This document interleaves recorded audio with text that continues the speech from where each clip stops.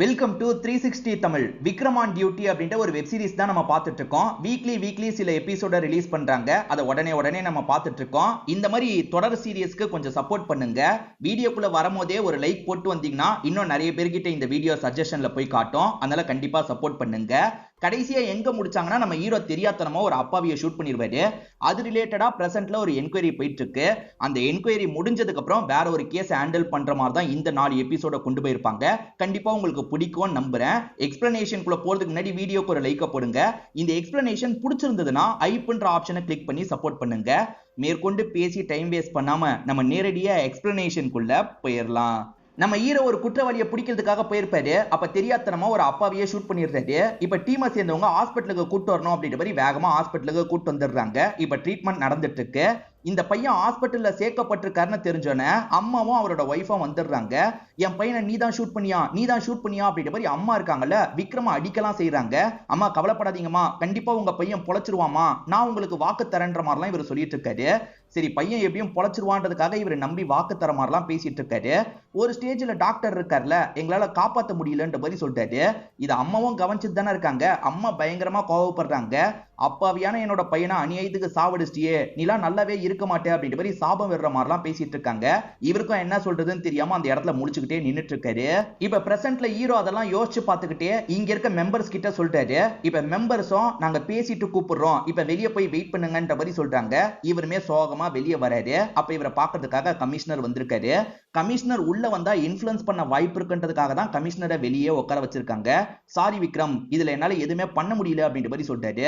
நான் வேற எப்படியாவது உனக்கு ஹெல்ப் பண்றேன்னு சொல்றாரு. இல்ல சார், என்ன நடக்கணுமோ அதுதான் நடக்கணும், நீங்க எதுவுமே பண்ணாதீங்கன்ற மாதிரி விக்ரம் சொல்லிடுறாரு. இப்ப ஜட்ஜும் உள்ள கூப்பிட்டு பேச ஆரம்பிக்கிறாரு. எப்பவுமே இந்த மாதிரி ஷூட் அவுட் பண்ண போறாங்கன்னா மேல பார்த்து ஷூட் பண்ணுவாங்க போல. ஏன்னா அப்பாவி மக்கள் சைடுக்கு ஓடிடுவாங்க. இவங்க ஷூட் பண்றவங்களை மட்டும் இவங்க ஷூட் பண்ணலாம்ல, அதுக்காக அப்படிதான் எப்பவுமே பண்ணுவாங்க போல. அப்படி பண்ணீங்களான்னு கேட்கும்போது இவர் இல்லன்னு சொல்றாரு.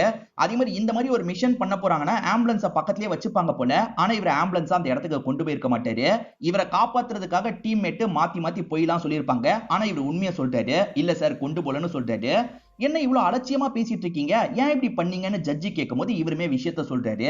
அதாவது கடைசி நேரத்துல தான் அவன் வரப்போறது இவங்களுக்கு தெரிஞ்சிருக்கும். உடனே அந்த ஸ்பாட்டுக்கு வந்திருப்பாங்க. வார்னிங் ஷாட் கொடுக்கிறதுக்குலாம் இவருக்கு டைம் இருந்திருக்காது. அவனை ஷூட் பண்ணலனா அவனால நிறைய பேர் சாவாங்க, அது மட்டும் தான் இவரோட மைண்டுக்குள்ள ஓடி இருக்கும். அதனால தான் இப்படி பண்ணிட்டேன்னு சொல்றாரு. சரி, வெளியே போங்கன்ற மாதிரி இவரை வெளியே அனுப்பி விட்டுறாங்க. இவங்களுக்குள்ள டிஸ்கஷன் கண்டினியூ ஆகுது. அப்ப இங்க இருக்க போலீஸ் இருக்காரு பாத்தீங்களா, விக்ரம் பண்ணதுலயே நியாயம் இருக்கு. அன்னைக்கு தப்பிச்சு போனவனால மேற்கொண்டு 2-3 அட்டாக் நடந்திருக்கு. அதுல நிறைய அப்பாவிங்க இறந்து போயிருக்காங்க. அதெல்லாம் தடுக்கிறதுக்காக தான் விக்ரம் அந்த மாதிரி பண்ணிருக்கான். விக்ரம பொறுத்த வரைக்கும் வேலையில ரொம்ப நேர்மையா இருந்திருக்கான். ஒரு வாட்டி கூட அவன் கரப்டட் அப்படின்ற மாதிரி பேர் எடுத்தது கிடையாது. நீங்க யாருனாலும் விசாரிச்சு பார்க்கலாம் அப்படின்ற மாதிரிலாம் சொல்றாரு. அதனால இதை கன்சிடர் பண்ணி அவனுக்கு தண்டனை தரதை நீங்க முடிவெடுக்கணும். நிறைய கேஸ் அவன் சால்வ் பண்ணிருக்கான் அப்படின்ற மாதிரி அவர் பண்ண எல்லா விஷயத்தை பத்தியும் இங்க இருக்க போலீஸ் பேசிட்டு இருக்காரு. இப்ப போலீஸையும் அனுப்பி விட்டுட்டு இவங்களுக்குள்ள டிஸ்கஷன் போயிட்டு இருக்கு. அதாவது விக்ரம வேலையில ரொம்ப கரெக்டா இருந்திருக்காரு, தெரியாம தான் இந்த விஷயத்தை பண்ணிருக்காரு. அதனால என்ன பண்ணலான்ற மாதிரி பயங்கரமா யோசிக்கிறாங்க. அதுக்கப்புறம் அந்த லேடியும் உள்ள கூப்பிட்டு பேசுறாங்க, விக்ரமையும் உள்ள கூப்பிட்டு பேசுறாங்க. ஆக்சுவலா விக்ரம் தப்பு பண்ணிருந்தாலும் அந்த தப்புல ஒரு நியாயம் இருக்கிறதா இவங்க நினைக்கிறாங்க. அது என்னன்னா, அந்த குற்றவாளியை பிடிக்கிறது தானே அப்ப முக்கியம். அதனால ஷூட் பண்ணும்போது தெரியாம பட்டுருச்சு. தெரியாம பட்டதுக்காக அவரை சஸ்பெண்ட் பண்ணி வச்சிருக்கோம். இவ்வளவுதான் பண்ண முடியும். மேற்கொண்டு நீங்க கேஸா வேணா கொண்டு போய்க்கோங்க அப்படின்ற மாதிரி சொல்றாங்க. இதுல அந்த சாவித்ரின்ற அம்மா டென்ஷன் ஆயிடுறாங்க. வெளியே வந்ததுக்கு அப்புறம் இப்ப நீ தப்புச்சிட்ட, ஆனா இதுக்கப்புறம் உன்னை விட மாட்டேன், ஏதாவது பண்ணுவேன்ற மாதிரிலாம் சொல்றாங்க. இப்ப ஹீரோவும் வீட்டுக்கு வந்துடுறாரு. இவர் இந்த விசாரணைக்கு போயிட்டு வந்ததை பத்தி அம்மாக்கெல்லாம் தெரியாது. அம்மாவும் எங்க தாண்டா போன, கால் பண்ணா எதுக்காக எடுக்கலன்ற மாதிரி கேள்வி மேல கேள்வி கேட்டுட்டு இருக்காங்க. எதுக்குடி இத்தனை கேள்வி கேட்கிற, இப்பதானே வந்திருக்கான், அவனுக்கு பிடிச்சதை செஞ்சுதா அப்படின்ற மாதிரி அப்பாவும் டாபிக்க மாத்துறாரு, ஜாலியா பேச வைக்கிறாரு. இதனால அம்மாவும் அந்த விஷயத்தெல்லாம் மறந்து கூட்டு போறாங்க. இப்ப டெலிவரி ஆபீஸ்ல வேலை பார்த்துட்டு இருக்க ஒரு நபரை காட்டுறாங்க. ஏறக்குறைய வேலை முடிஞ்சிருச்சு போல, வீட்டுக்கு தான் கிளம்பணும். அப்போ ஒய்ஃப் கிட்ட இருந்து கால் வருது. இன்னைக்கு பையனோட பர்த்டே, பையனுக்காக எதுவும் பண்ணது இல்ல, இன்னைக்கு ஏதாவது ஒரு கிஃப்டாவது வாங்கிட்டு வாங்க அப்படின்ற மாதிரி சொல்றாங்க. நான் கண்டிப்பா வாங்கிட்டு வரேன்ற மாதிரி இவருமே சொல்றாரு. ஆனா இவர்கிட்ட சுத்தமா காசு இல்ல. அதனால இவர் கூட வேலை பார்க்கறவங்க கிட்ட காசு கேட்கலான்னு கேட்டு பாக்குறாரு. டே, அவ்வளவு காசுலாம் என்கிட்ட ஏது, என்கிட்ட எல்லாம் காசு இல்லன்ற மாதிரி தெரிஞ்ச எல்லாருமே கை விரிச்சிடுறாங்க. இவருக்கும் என்ன பண்றதுன்னு தெரியல. அப்பதான் அனுப்பாம இருக்க ஒரு கிஃப்ட பாக்குறாரு. அதாவது அட்ரஸ்ல ஏதோ ப்ராப்ளம் போல, அதனால இந்த கிஃப்ட உரியவங்க கிட்ட சேர்க்க முடியல. இந்த கிஃப்ட பேசாம நம்ம எடுத்துட்டு போயிட்டா என்ன, இந்த கிஃப்ட்டுக்குள்ள ஏதாவது தங்கம் கிங்கம் இருந்ததுன்னா நல்லா இருக்கும் அப்படின்ற மாதிரிலாம் யோசிக்கிறாரு. பேசாம ஓபன் பண்ணி பார்த்துட்டா என்னன்ற மாதிரி ஓபன் பண்ணலாம்னு நினைக்கிறாரு. அப்ப டிக் டிக்னு சவுண்ட் கேக்குது. என்ன வாட்ச் இருக்குமா அப்படின்ற மாதிரி இவர் ஓபன் பண்றாரு. இவர் ஓபன் பண்ணோனே இந்த இடமே பிளாஸ்ட் ஆகுற மாதிரி நமக்கு காட்டுறாங்க. இங்க ஒரு எபிசோட முடிக்கிறாங்க. இப்ப விக்ரம் வீட்டை நமக்கு காட்டுறாங்க. அம்மா இருக்காங்க பாத்தீங்களா, உப்மா தான் செஞ்சிருக்காங்க போல. தினமும் உப்மா தான் செய்வியா, இத வாயில வைக்க முடியல அப்படின்ற மாதிரி ஹஸ்பண்ட் புலம்பிட்டு இருக்காரு. இப்ப ஹீரோ சாப்பிடுறதுக்காக வரும்போது அப்பா இருக்காருல, இன்னைக்கு உப்மா தான் உன்னோட அம்மா செஞ்சிருக்கா, நல்லவே இல்லன்ற மாதிரிலாம் புலம்பிட்டு இருக்காரு. ஆனா சாப்பிடுற ஹீரோ இருக்காருல, அம்மா சூப்பரா இருக்குன்ற மாதிரி சொல்றாரு. ஏன்டா சொல்ல மாட்டேன், உன் அம்மாக்கு உப்மா செய்யறது ஈஸி, உனக்கு உப்மா செஞ்சா செலவு கம்மி, அதனால தானே அப்படின்ற மாதிரி அப்பா கேட்டுட்டு இருக்காரு. இவங்க ரெண்டு பேருமே அப்பா வச்சு ஜாலியா ஃபன்லாம் பண்ணி விளையாடிட்டு இருக்காங்க. வேதா இன்னைக்கு மீட் பண்ணலாம்னு சொல்லிருப்பாங்க. இப்ப இவருமே வேக வேகமா அவங்கள மீட் பண்றதுக்காக கிளம்பிட்டு இருக்காரு. கொஞ்சம் லேட் ஆயிருது. நீ எப்பவுமே லேட்டா தான் வருவியா அப்படின்ற மாதிரி கேக்குறாங்க. இல்ல இல்ல ப்ராஜெக்ட்ல கொஞ்சம் பிஸியா இருக்கேன்ல, அதனால தான் லேட் ஆயிருச்சு அப்படின்ற மாதிரி சமாளிக்கிறாரு. இவர் இப்போ வரைக்கும் போலீஸ்ன்றதை இவங்க கிட்ட மறைச்சு தான் பழகிட்டு இருக்காரு. என்னைக்கு தெரியும்ன்றது தெரியல. ஆக்சுவலா வேதா வந்து ஒரு டெலிவரியை வாங்கணும் போல, வீட்டுக்கு வரவே இல்ல, நானே வாங்கலான்றதுக்காக தான் கிளம்பணும்ன்ற மாதிரி சொல்லிட்டாங்க. சரி வா போயிடலான்ற மாதிரி இவருமே அந்த இடத்துக்கு வந்துட்டு இருக்காரு. பார்த்தா அந்த இடத்துல தான் பிளாஸ்ட் நடந்திருக்கு. அந்த இடத்தையே க்ளோஸ் பண்ணி வச்சிருக்காங்கன்ற மாதிரி நமக்கு காட்டுறாங்க. என்ன அந்த இடத்துல போலீஸ்லாம் இருக்காங்க, என்னவா இருக்கும் அப்படின்ற மாதிரி இவங்க யோசிக்கிறாங்க. நீ இங்கே இரு வேதா, நான் போய் பார்த்துட்டு வரேன்ற மாதிரி சொல்லிட்டாரு. சரி ஓகே அப்படின்ற மாதிரி இவங்களுமே ஏத்துக்கிறாங்க. அந்த இடத்துக்கு பெரிய பெரிய ஆபீசர்ஸ்லாம் வந்திருக்காங்க. ஆக்சுவலா பாம்பு வெடிச்சா டெரரிஸ்ட் பிளானா இருக்குமான்ற மாதிரி பெரிய பெரிய ஆபீசர்ஸ்லாம் வருவாங்க. அதாவது என்ஐஏ ஆபீசர்னு சொல்லுவாங்கல்ல, அந்த மாதிரி ஆளுங்களாம் அந்த இடத்துக்கு வந்துடுறாங்க. இவருக்கு முன்னாடியே அசோக் இந்த ஸ்பாட்டுக்கு வந்திருப்பாரு. அசோக்குமே லோக்கல் போலீஸோட சப்போர்ட் வேணுமான்ற மாதிரி அந்த ஆபீசர்ஸ் கிட்ட கேட்கிறாரு. தேவைப்படாதுன்னு நினைக்கிறோம், தேவைப்பட்டா சொல்றோன்ற மாதிரி சொல்லிட்டாங்க. சரி ஓகேன்ற மாதிரி அசோக் ஏத்துக்கிறாரு. அசோக் யாருன்னு ரொம்ப யோசிக்க வேணாம். ஆக்சுவலா ஹீரோவோட ஃப்ரெண்டு மாதிரி இருந்து ஹீரோவை காலி பண்ணலான்னு ஒருத்தர் நினைக்கிறாருல, அவர் தான் அசோக்கா இருப்பாரு. இப்ப ஹீரோ இந்த இடத்துக்கு வந்துடுறாரு. அசோக் கிட்ட என்ன நடந்தது அப்படின்றதெல்லாம் கேட்டு தெரிஞ்சுக்க ஆரம்பிக்கிறாரு. டெரரிஸ்ட் அட்டாக் போல அப்படின்ற மாதிரி அசோக் சொல்றாரு. ஆனா ஹீரோக்கு டெரரிஸ்ட் அட்டாக் மாதிரி தோணல, ஏதோ விபத்தா நடந்திருக்கு போலன்ற மாதிரிலாம் யோசிக்கிறாரு. இந்த இடத்தை அனலைஸ் பண்ணும்போது கிஃப்ட் பேக் இருக்கிறத கவனிக்கிறாரு. யாரோ கிஃப்ட் பேக்க பிரிச்சிருக்காங்க, அதனால தான் பாம்பு வெடிச்சிருக்கு அப்படின்ற மாதிரிலாம் சொல்றாரு. அதெல்லாம் ஒண்ணும் கிடையாது அப்படின்ற மாதிரி அசோக்கும் வீம்புக்கு பேசிட்டு இருக்காரு. இந்த மாதிரி இவங்களுக்குள்ள டிஸ்கஷன் போகும்போது அந்த ஆபீசர் இருக்கார்ல, இந்த இடத்துக்கு வந்துடுறாரு. விக்ரம் நீங்க எங்க இங்கன்ற மாதிரி இவர்கிட்ட நல்லா பேசுறாரு. ஏற்கனவே இவங்க சேர்ந்து வேலைலாம் பார்த்திருப்பாங்க போல. அந்த ஆபீசருமே டெரரிஸ்ட் அட்டாக்கா இருக்க வாய்ப்பு இருக்குன்னு சொல்றாரு. ஆனா நம்ம ஹீரோ அதுக்கெல்லாம் வாய்ப்பு இல்ல சார், இந்த இடத்துல ஒரு பார்சல் வந்திருக்கு, அந்த பார்சலை யாரோ தெரியாம ஓபன் பண்ணிருக்காங்க, டார்கெட் பண்ணது வேற ஒரு ஆளை, ஆனா தெரியாதனமா இங்க இருக்கவங்க ஓபன் பண்ணதுனால இங்கேயே பாம்பு வெடிச்சிருக்கு, இப்படி இருக்கதான் சார் வாய்ப்பு இருக்குன்ற மாதிரி சொல்றாரு. அது நம்புற மாதிரி தான் இருக்கு. ஆபீசருமே ஏத்துக்கிறாரு. லோக்கல் சப்போர்ட் வேணுமான்னு கேட்டீங்கல்ல, எனக்கு விக்ரமோட சப்போர்ட் வேணும்ன்ற மாதிரி சொல்லிடுறாரு. இதுல அசோக் செம்மையா அப்செட் ஆயிடுறாரு. இப்ப இந்த கேஸ விக்ரம் கண்ட்ரோல்ல எடுத்துக்கிற மாதிரி தானே. இப்ப விக்ரம் என்ன பண்றாருன்னா டீமுக்கு கால் பண்ணி சீக்கிரமா கிளம்பி வாங்கன்னு சொல்றாரு. அதே மாதிரி அங்க நின்னுட்டு இருக்க வேதாவை அனுப்பணும்ல. இப்ப வேதாக்கு பக்கத்துல வந்து பிளாஸ்ட் நடந்ததை பத்தி சொல்றாரு. இன்னைக்கு நீ நினைச்சதை பண்ண முடியாது, நாளைக்கு பாத்துக்கலாம்னு சொல்றாரு. அதே மாதிரி எனக்கு ஆபீஸ்ல இருந்து கால் வந்துருச்சு, நான் கிளம்பணும், நீயும் கிளம்புன்ற மாதிரி ஆட்டோல ஏத்தி இவங்களை அனுப்பி வச்சிடுறாரு. இவங்க கிளம்பி போனதுக்கு அப்புறம் இவர் வண்டியை திருப்பி அந்த ஸ்பாட்டுக்கே கிளம்ப ஆரம்பிக்கிறாரு. இவரோட டீமுக்கு கால் பண்ணி சொன்னாருன்னு சொன்ன பாத்தீங்களா, இப்ப கொஞ்ச நேரத்துல டீமை சேர்ந்தவங்க இந்த இடத்துக்கு வந்துடுறாங்க. இவரை பொறுத்த வரைக்கும் இங்க இருக்க பார்சல்னால தான் வெடிச்சிருக்குன்றத புரிஞ்சுக்கிறாரு. சோ இங்க என்ன பார்சல்லாம் வந்திருக்கு அப்படின்றத செக் பண்ண ஆரம்பிக்கிறாரு. ஆக்சுவலா அனுப்பாம ஒரு பார்சல் மட்டும் தான் இருந்ததா மத்தவங்க சொல்றாங்க, அதாவது உயிரோட இருக்காங்கல்ல அவங்க சொல்றாங்க. அந்த பார்சல் எங்க போக வேண்டிய பார்சல் அப்படின்றத செக் பண்றாங்க. மாளவிகான ஒரு பொண்ணுக்கு போக வேண்டிய பார்சலா இருக்கும். ஆனா அந்த பார்சல்ல ஒரு அட்ரஸ் போட்டிருக்காங்கல்ல, அந்த அட்ரஸ் மிஸ்மேட்ச் ஆயிருக்கும். அதனால கடைசி 2 நாளா அந்த பார்சல் இங்க தான் இருந்திருக்கு போல. அதை ஒரு நபர் ஓபன் பண்ணும்போது தான் இது நடந்திருக்குன்றதை இவங்க புரிஞ்சுக்கிறாங்க. எதனால பிரச்சனை வந்திருக்குன்னு செக் பண்ணும்போது அபார்ட்மெண்டோட பேரு லைட்டா மாறி இருக்கு, அதனால தான் மிஸ்மேட்ச் ஆகி இவங்க அனுப்பாம வச்சிருக்கிறது இவங்களுக்கு தெரிய வருது. கரெக்டான விஷயம் இவங்களுக்கு தெரிஞ்சிருது. இவங்களுமே அந்த மாளவிகா அட்ரஸை கண்டுபிடிச்சிடுறாங்க. அந்த மாளவிகாக்கு தான் எய்ம் பண்ணி இந்த அட்டாக் பிளான் பண்ணிருக்கு. சோ மாளவிகாக்கு ஆபத்துன்றத மனசுல வச்சுக்கணும்னு யோசிக்கிறாங்க. இதை தாண்டி இங்க இருக்க லேடி கிட்ட பேசுறாங்க. இந்த பார்சலை தந்தது யாருன்ற மாதிரிலாம் விசாரிக்கிறாங்க. ஒரு நபர் தான் வந்து பார்சலை தந்தான் சார், அவன் ஃபேஸ் எல்லாம் தெளிவா தெரியல, ஆனா வந்தவன் அதே மாதிரி 2 பார்சலை கொண்டு வந்தான், ஒண்ணு மட்டும் நீங்க அனுப்புனா போதும்ன்ற மாதிரி இன்னொன்னு கையோட கொண்டு போயிட்டான் சார், எதனாலன்றது தெரியலன்ற மாதிரிலாம் சொல்லிட்டாங்க. சரி வேற கொரியர் மூலியமா அந்த பார்சலை அனுப்ப கூட அவன் நினைச்சிருக்கலாம். பக்கத்துல வேற ஏதாவது கொரியர் இருந்தா அங்க போய் செக் பண்ணும். இதே மாதிரி யாராவது gift பாக்கெட்டை எடுத்துட்டு வந்தாங்களான்றதை கேட்டு தெரிஞ்சுக்கணும்ன்ற மாதிரி சொல்லிட்டாரு. இப்ப வேகமா பக்கத்துல இருக்க மத்த கொரியர் கிட்ட எல்லாம் இவங்க விசாரணை பண்றாங்க.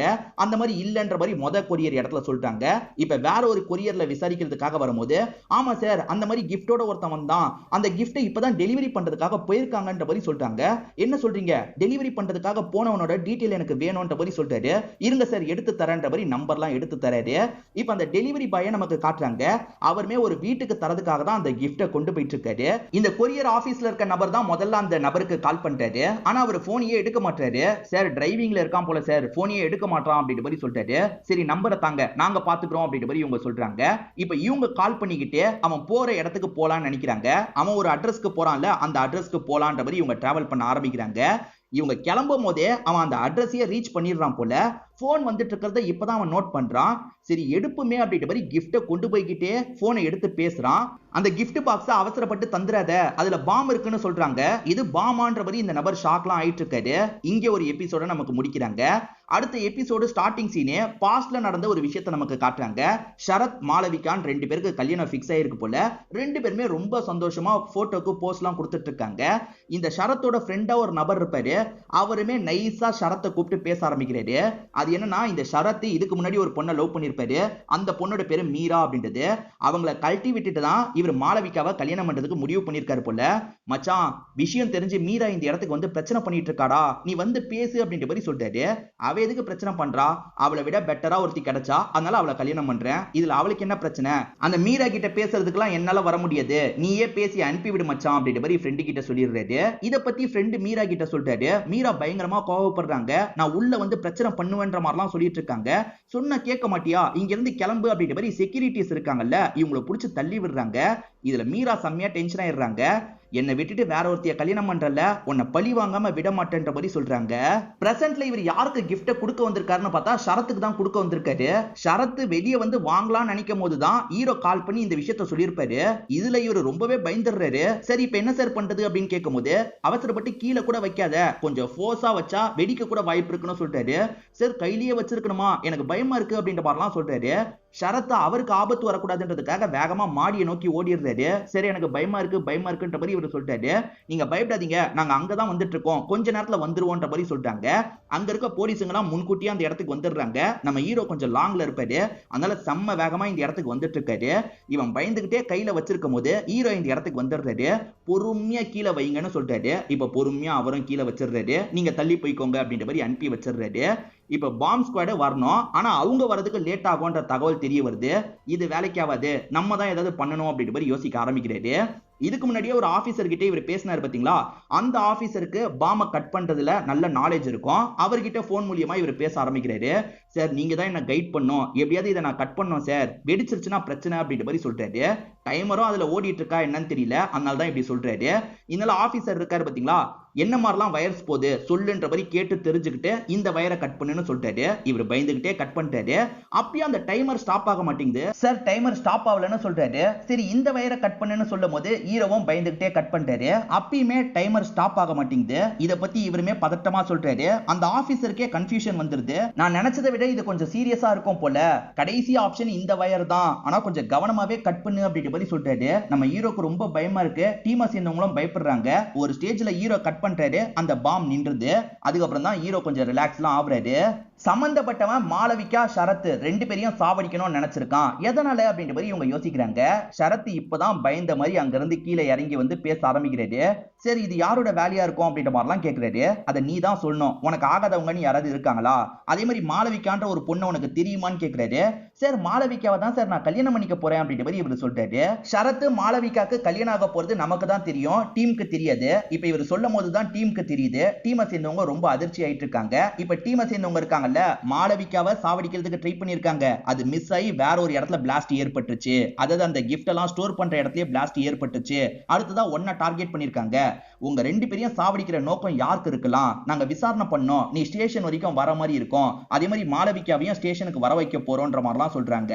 இவங்க டீம்ல அகிலான்னு ஒருத்தங்க இருக்காங்கல்ல, அவங்க தான் 2 பேரையும் உட்கார வச்சு பேசிட்டு இருக்காங்க. பேசாம இருந்தா என்ன அர்த்தம் மாளவிகா, உங்களை யாரோ சாவடிக்கிறதுக்கு ட்ரை பண்ணிருக்காங்க, மிஸ் ஆகி வேற ஒருத்தனோட உயிர் போயிருச்சு, நீங்க யோசிச்சு சொல்லுங்க, உங்களுக்கு யாராவது எதிரிங்கன்னு இருக்காங்களா அப்படின்ற மாதிரி கேக்குறாங்க. எனக்கு எதிரிங்கலாம் இல்லன்னு இவங்க சொல்றாங்க. ஆனா ஏதோ ஒன்னு சொல்ல நினைக்கிறாங்க. பக்கத்துல ஃபியான்சியே இருக்கிறதுனால தயங்கிட்டு இருக்காங்க. இந்த விஷயத்த அகிலா புரிஞ்சுக்காம கேள்வி மேல கேள்வி கேக்குறாங்க. ஆனா வந்த விக்ரம் இந்த விஷயத்த நல்லாவே புரிஞ்சுக்கிறாரு. புரிஞ்சுக்கிட்ட விக்ரம் இருக்கார்ல, நீங்க கொஞ்சம் வெளியே வெயிட் பண்ணுங்க, கூப்பிடும் போது வாங்கன்ற மாதிரி அந்த ஃபியான்சேவை அனுப்பி வச்சிடுறாரு. இப்ப சொல்லுங்கன்னு கேக்குறாரு. இவங்களுமே சொல்ல ஆரம்பிக்கிறாங்க. இந்த மாளவிகாவை பொறுத்த வரைக்கும் ஏற்கனவே வினய்னு ஒருத்தர லவ் பண்ணிருக்காங்க. காலேஜ்ல படிக்கும் போது லவ் பண்ணிருப்பாங்க போல. ஆனா அவரோட பினான்சியல் ஸ்டேட்டஸ் கம்மியா இருக்கிறதுனால கழட்டி விட்டுருப்பாங்க.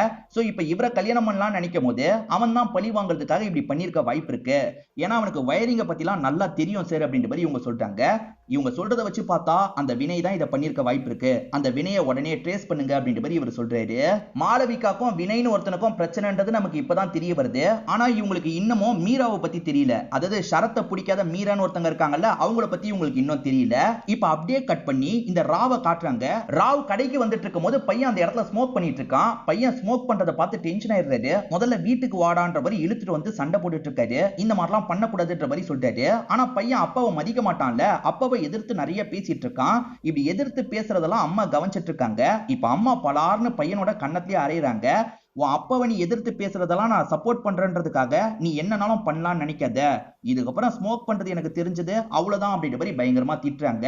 பையன் மேற்கொண்டு எதுவும் பேசாம கோச்சுக்கிட்ட மாதிரி ரூமுக்கு கிளம்பி போறான். இப்போ ஒரு மர்ம நபரு பாம் ரெடி பண்ணிட்டு இருக்கிறத நமக்கு காட்டுறாங்க. மாளவிகா அவ்வளவு சீக்கிரத்துல உன்னை விட மாட்டேன்ற மாதிரி தான் இவன் பாம்லாம் ரெடி பண்ணிட்டு இருக்கான். வீட்டுல இருக்க மாளவிகாவும் எதையோ யோசிச்சு பார்த்து பயப்படுறாங்க. அடிக்கடி யாரோ இவங்களை மிரட்டுற மாதிரி மெசேஜ் எல்லாம் பண்றாங்க போல. அதை நினைச்சுதான் இந்த மாளவிகா ரொம்ப பயத்துல உட்காந்துட்டு இருக்காங்க. இப்ப யார்கிட்ட இருந்தோ கால் வருது. இவங்க பயந்துகிட்டே தான் அந்த காலை எடுக்கிறாங்க. இப்ப பேசுறவன் இருக்கான் பாத்தீங்களா, என்ன மாளவிகா ஜஸ்ட் மிஸ்ல தப்பிச்சிட்ட போல, ஆனா அடுத்த வாட்டி நீ தப்பிக்க மாட்டேன்ற மாதிரிலாம் சொல்றான். பேசுறது யாரு, எதுக்காக இந்த மாதிரி பண்ணிட்டு இருக்க, என்ன விட்டுரு விட்டுருன்ற மாதிரி கேக்குறாங்க. அது எப்படி மாளவிகா உன்னை விட முடியும், அப்பெல்லாம் விட முடியாது அப்படின்ற மாதிரி அவன் தெனாவட்டா பேசிட்டு இருக்கான். இப்ப அகிலா வேலை பார்த்துட்டு இருக்கும் போது அம்மா கிட்ட இருந்து திரும்ப திரும்ப கால் வருது. இவங்களுமே அந்த காலை கட் பண்ணிக்கிட்டே இருக்காங்க. இவங்க கட் பண்ணிக்கிட்டே இருக்கிறத விக்ரம் கவனிச்சிடுறாரு. அம்மா கிட்ட இருந்து கால் வருது, எடுத்து பேச வேண்டியதுன்னு அப்படின்ற மாதிரி கேக்குறாரு. இல்ல சார், என்ன பொண்ணு பார்க்கறதுக்காக மாப்பிள்ளை வீட்டை சேர்ந்தவங்க வந்திருக்காங்க, எனக்கு சுத்தமா விருப்பம் இல்ல சார், அதனால தான் கட் பண்றேன்ற மாதிரி சொல்றாங்க.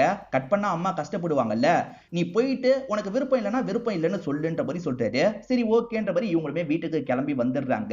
இப்ப அம்மா இருக்காங்கல்ல, சீக்கிரமா ரெடி ஆகுன்ற மாதிரி ரெடியாக வச்சிடுறாங்க. இப்ப மாப்பிள்ளையுமே இந்த இடத்துக்கு வந்துடுறாரு.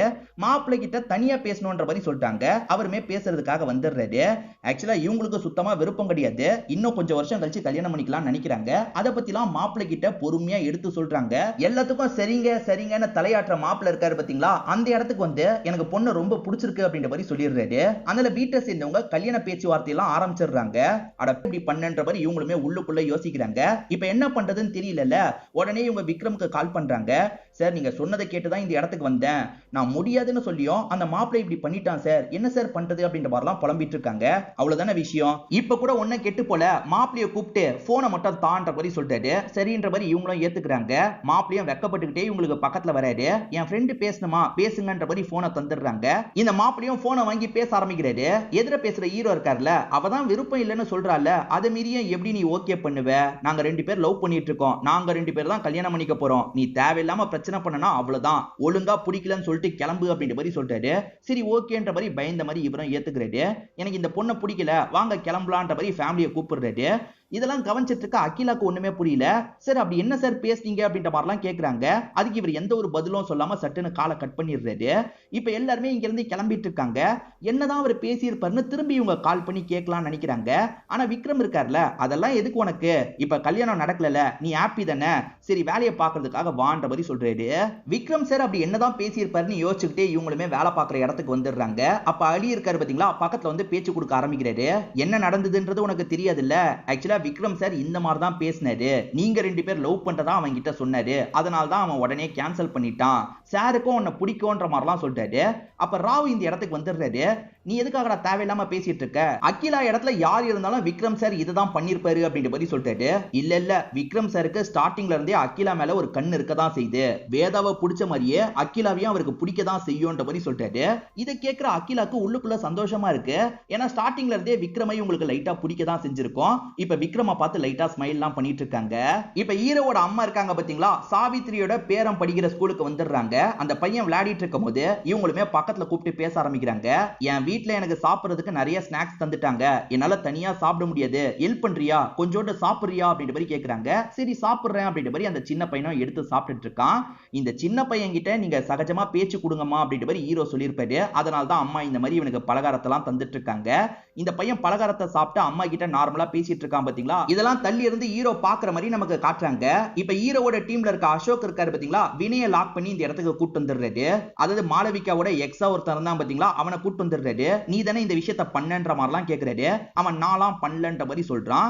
அவன் கையை பார்க்கும்போது ஒயரை நிறைய கட் பண்ண மாதிரியே இல்ல, அவன் கையை பார்த்தாலே தெரியுது இவன் ஒயரிங் வேலையெல்லாம் பண்ணலன்ற மாதிரி விக்ரம் இந்த இடத்துல சொல்லிட்டாரு. நீ என்ன வேலை பாக்குறேன்னு கேட்கும்போது கார் ஓட்டுற வேலை பார்த்துட்டு இருக்கேன்னு சொல்றான். ஏண்டா நீ அவ கூட சேர்ந்து இன்ஜினியரிங் தானே படிச்சேன்னு கேக்குறாரு. சார் நான் டிஸ்கண்டினியூ பண்ணிட்டேன் சார், வீட்டுல படிக்க வைக்கிறதுக்கு காசு இல்ல, அதனால தான் டிஸ்கண்டினியூ பண்ணிட்டேன், அப்பா இறந்து போனதுக்கு அப்புறம் கார் ஓட்டுற வேலையை தான் நான் பார்த்துட்டு இருக்கேன் அப்படின்ற மாதிரிலாம் சொல்றான். சார் சத்தியமா எனக்கும் இதுக்கும் எந்த ஒரு சம்பந்தமும் இல்லைன்ற மாதிரி சொல்றான். சரி தேவைப்பட்டா கூப்பிடுறோம், இப்போதைக்கு கிளம்புன்ற மாதிரி அனுப்பி வச்சிடுறாங்க. நீ எதுக்காக அனுப்பி வச்ச, அவன் கூட பண்ணிருக்கலாம் அப்படின்ற மாதிரி இந்த இடத்துல அசோக் சொல்றாரு. அசோக் அவசரப்படாத, அவன் பண்ண மாதிரி தெரியல அப்படின்ற மாதிரி சொல்றாரு. இதனால இவங்க 2 பேருக்குள்ள சின்னதா ஆர்குமெண்ட் வருது. அசோக்கும் கோச்சுக்கிட்டு இங்க இருந்து கிளம்புறாரு. இப்ப ஹீரோ இருக்கார்ல, உள்ள உட்காந்துட்டு இருக்க மாளவிகாவை கவனிக்கிறாரு. மாளவிகா டைம பாக்குறாங்க. ஏதோ ஒரு காலை நினைச்சு பயப்படுறது இவருக்கு தெரியுது. இவ எதையோ நினைச்சு பயந்துட்டு இருக்கா, இவளோட ஆக்டிவிட்டியை நம்ம வாட்ச் பண்ணுங்க அப்படின்ற மாதிரிலாம் சொல்றாரு. டீமை சேர்ந்தவங்களும் சரின்ற மாதிரிலாம் ஏத்துக்கிறாங்க. இப்ப நீ வீட்டுக்கு போலாம் அப்படின்ற மாதிரி மாளவிகாவை இங்க இருந்து அனுப்பி வச்சிடுறாங்க. இப்ப மாளவிகா வீட்டுல இருக்கும் போது ஒரு மர்ம நபர் கிட்ட இருந்து கால் வருது. அவன் யாரு என்னன்னு நமக்கு காட்டல, மாளவிகாக்காவது தெரியுமா என்னன்னு தெரியல, மாளவிகாவை மிரட்டுற மாதிரிலாம் பேசிட்டு இருக்கான். மாளவிகாவை ஒரு இடத்துக்கு கிளம்பி வான்னு சொல்றான் போல. இவங்களுமே நான் வரேன்ற மாதிரிலாம் ஏத்துக்கிறாங்க. அவன் மிரட்டலுக்கு பயந்து தான் இந்த மாதிரிலாம் ஏத்துக்கிறாங்க. இப்ப நம்ம ஹீரோக்கு வேதா கிட்ட இருந்து கால் வருது. நான் உனக்காக ஒரு பொருள் ஆர்டர் பண்ணிருக்கேன், நீ வெளியே வந்து வாங்கிக்கோன்ற மாதிரி சொல்லிட்டாங்க. அதுக்கு வேற காசை செலவு பண்ணுமான்ற மாதிரி இவர் யோசிச்சுட்டு இருக்காரு. இரு காசை எடுத்துட்டு வரேன்னு சொல்லிட்டாரு. இல்ல நான் பே பண்ணிட்டேன், நீ வந்து வாங்கிக்கோன்ற மாதிரி சொல்லிட்டாங்க. இவர் வாசல் கிட்ட வரும்போது டெலிவரி பண்ற நபரும் இந்த இடத்துக்கு வந்துடுறாரு. பாயசத்தை தான் தந்துட்டு போறாரு. உனக்கு பாயசம் பிடிக்கும்னு சொன்னல, அதனால தான் ஆர்டர் போட்டேன்ற மாதிரிலாம் சொல்லிட்டாங்க. இவர் ஆர்டரை வாங்கிட்டு வரும்போது அம்மா முழிச்சிடுறாங்க. என்னடா நைட்டு நேரம் பாயசத்தை சாப்பிட்டுட்டு இருக்கன்ற மாதிரி கேக்குறாங்க. நான் ஆர்டர் பண்ணல, வேதா தான் எனக்காக ஆர்டர் பண்ணிருக்கா அப்படின்ற மாதிரி சொல்லிட்டாரு. அதானே நீயே ஒரு கஞ்ச பிஸ்னரி, நீ எப்படி ஆர்டர்லாம் பண்ணுவேன்ற மாதிரி அம்மா கலாய்ச்சிட்டு இருக்காங்க. எனக்கும் தான்ற மாதிரி வாங்கிலாம் சாப்பிட்டுட்டு இருக்காங்க. ஜாலியா இவங்களுக்குள்ள பேசி விளையாடிட்டு இருக்காங்க. இப்ப டீமை சேர்ந்தவங்க அந்த பொண்ணு வெளியே கிளம்புறத கவனிக்கிறாங்க. அந்த பொண்ணுக்கு யாரோ மிரட்டின மாதிரி கால் பண்ணாங்கல்ல, அதனால தான் அவங்க எங்கேயோ கிளம்புறாங்க போல. ஒரு ஆட்டோ பிடிச்சுதான் கிளம்பிட்டு இருக்காங்க. டீமை சேர்ந்தவங்க நாங்க ஃபாலோ பண்ணிட்டு இருக்கோம் சார், நீங்களும் கிளம்பி வாங்கன்ற மாதிரி சொல்றாங்க. நான் வரேன்ற மாதிரி விக்ரமும் ஏத்துக்கிறாரு. இவங்க யாரை பாக்குறதுக்காக போறாங்கன்றது கிளியரா தெரியல. டீம் பின்னாடியே ஃபாலோ பண்ணி போயிட்டு இருக்காங்க. இதோடயே நமக்கு 4வது எபிசோட முடிச்சிடுறாங்க. இதுக்கப்புறம் என்ன நடக்க போகுதுன்றது அடுத்த வாரம் தான் நமக்கு தெரியும். அடுத்த வாரம் தான் இதுக்கு பின்னாடி இருக்கிறது யாருன்றது ரிவீல் ஆகும். இப்ப வரைக்கும் இந்த வெப் சீரிஸ் உங்க எல்லாருக்குமே பிடிச்சிருக்கும்னு நம்புறேன். இந்த வீடியோ உங்களுக்கு பிடிச்சிருந்ததுன்னா லைக் பண்ணுங்க, கமெண்ட் பண்ணுங்க, மறக்காம 360 தமிழ் சேனலை சப்ஸ்கிரைப் பண்ணுங்க. தொடர்ச்சியா இந்த மாதிரி வீடியோக்கள் வந்துகிட்டே தான் இருக்கும்.